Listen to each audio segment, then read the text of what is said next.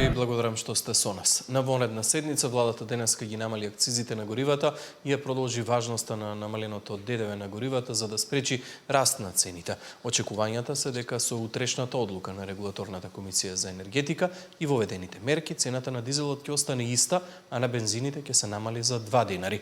Попустот од ДОКТА ќе важи до крајот на април. Ако кризата продолжи, во план се и дополнителни мерки. Дизелот по стара цена, бензините поевтини за 2 денари. Владата на вонредна седница одлучи да ја намали акцизата за 4 денари кај дизелот и 2 кај бензините. Продолжува и мерката за пониско ДДВ кај горивата од 18 на 10%, а со ОКТА договорено е попустот од 2 кај бензините и 3 денари кај дизелот да продолжи до крајот на април. Мерките стапуваат на сила од утре на полноќ и според премиерот Мицкоски ќе придонесат да се зачува стандардот кај граѓаните. Иако за тројно е зголемена поборувачката на горива на бензинските во пограничните региони, не се размислува за ограничување на количината која соседите ја купуваат. Не мислам дека треба да се ограничи и мислам дека треба да се навикнеме и во состојба кога не коленичиме, туку кога емитуваме стабилност и сигурност. Ние во моментот како држава сме фактор на стабилност во регионот и ние како држава сметаме дека тоа што го овозможуваме да граѓани од соседните држави ги користат нашите ресурси, напротив помагаме во македонската економија, а не имаме одземена вредност, туку имаме додадена вредност, но истовремено и на граѓаните од другите држави им овозможуваме да користат поевтини енергенси и на тој начин да имаат подобар живот и подобар стандард. Ако кризата потрае, во опција е покрај намалување на ДДВ-то од 5 на 0% кај основните прехранбени производи. Повторно да се активира мерката замрзнување на маржи. Тоа нема да биде замрзнување и веќе следниот месец така и ќе останат цените, но може да се раздолжи периодот. Да имаме ефект на раздолжување, односно трговците секако кога ќе заврши периодот на замрзнати маржи ќе сакаат потоа да ги зголемат и да го избалансира, но тоа да се раздолжи во неколку месеци. За опозицијската СДСМ мерките се задоцнети, недоволни и нема да имаат никаков ефект, затоа што спиралата на раст веќе започна. Кога ние предупредувавме дека треба да се воведат навремено, како што тоа го направија многу земји во регионот, власта беше без слух, едноставно не послуша и затоа се најде во ваква ситуација. Кризата ќе станува се потешка, граѓаните се повеќе ќе ја чувствуваат на својот грб. За жал, власта е тотално неодговорна и заинтересирана само за себе и своите бизниси. Иако мерките ќе имаат импликации врз буџетот, премиерот уверува дека за сега има доволно пари, но ако се јави потреба, веќе се преговара со домашни и странски банки за ново задолжување. Наташа Мерсовска, Сител телевизија. Сесија на стратешкиот диалог со САД е закажана во вторник во Вашингтон. За најавите и очекувањата од Вашингтон известува Александар Спасовски.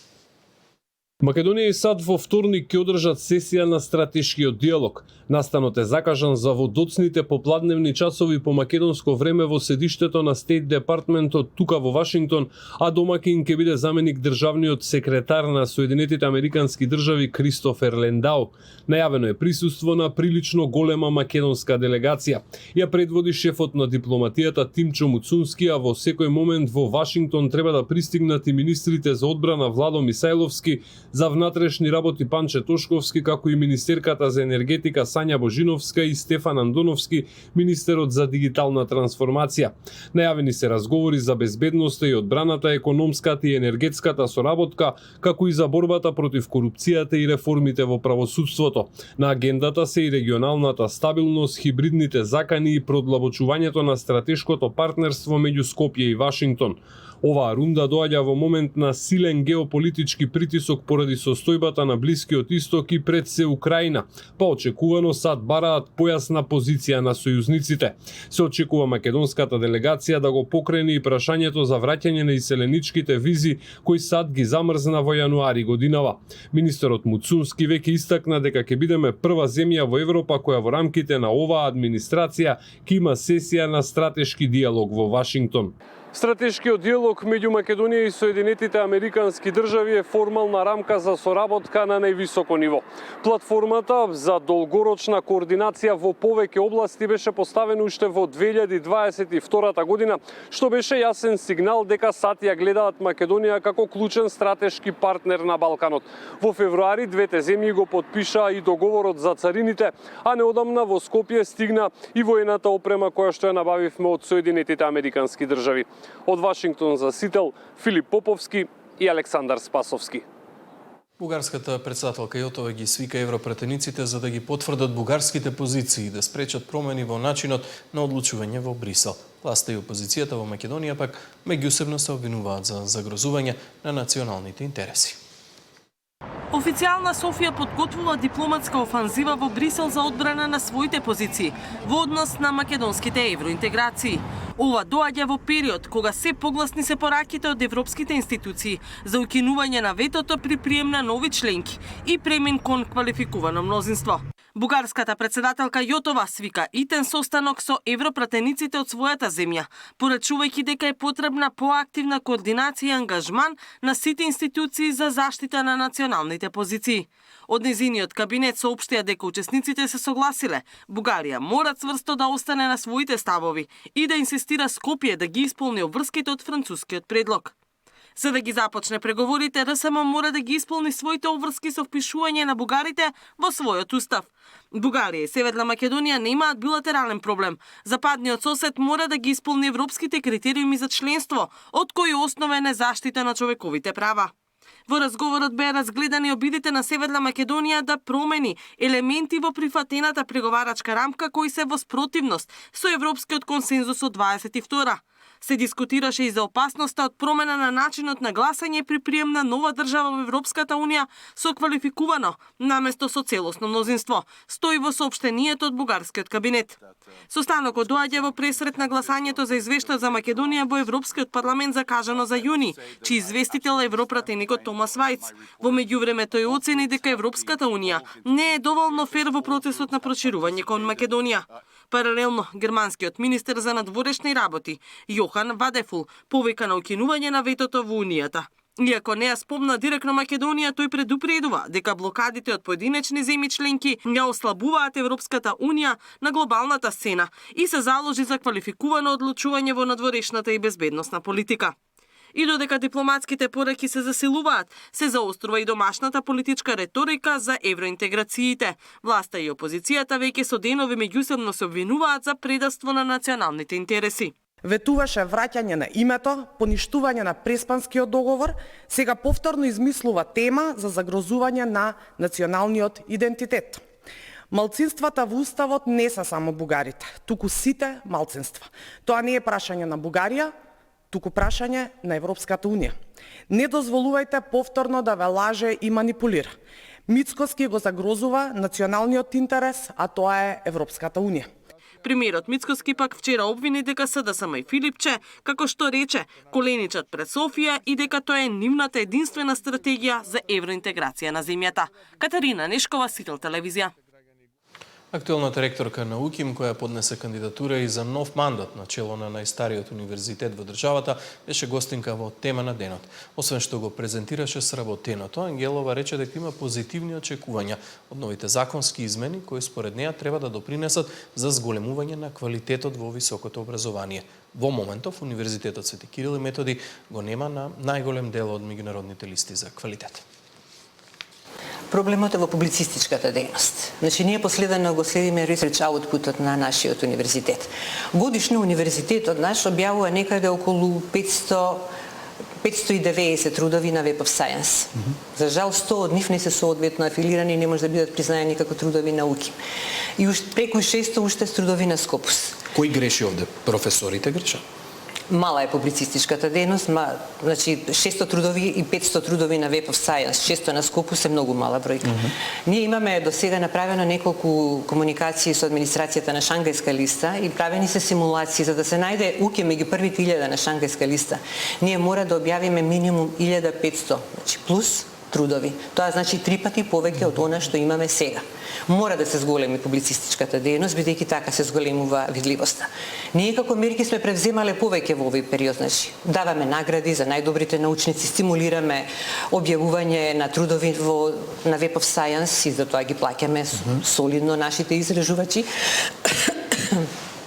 Меѓутоа, потребно е ова да се засили уште повеќе. Сега со новиот закон за високо образование, критериумите за избор и реизбори во звања се прилично повисоко поставени и јас сум убедена дека во наредниот период, можеби не во наредниве 2 години, ама потоа за 3-4 години, веќе ќе ги видиме резултатите од ова.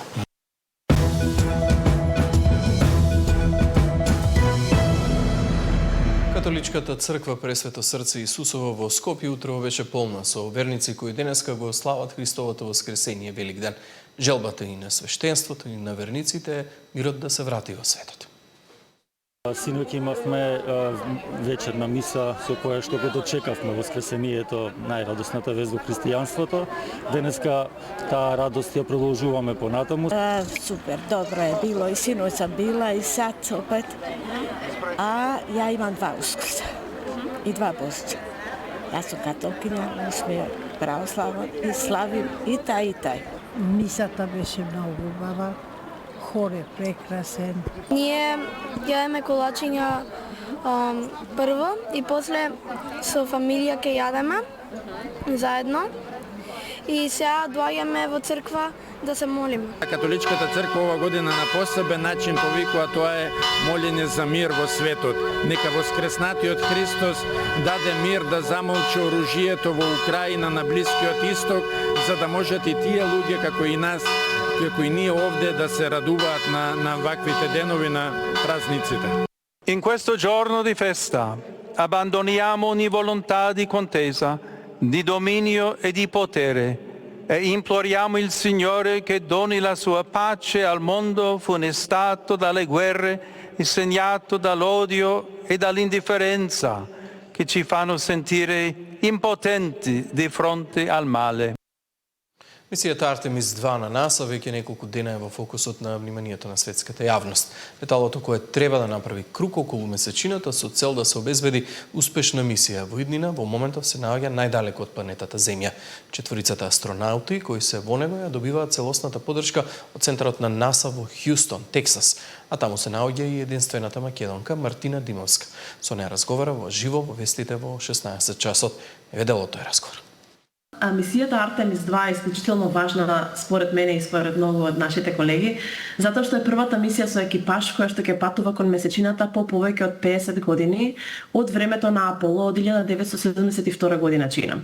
Ова е за прв пат новиот систем на SLS и Orion на НАСА, Space Launch системот и вселенското летало Orion, да летаат со астронаути со екипаж кон длабока вселена.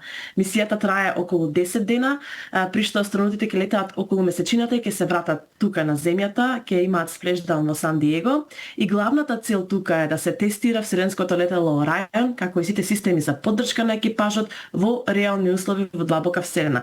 Нешто што не е направено од 1972 година.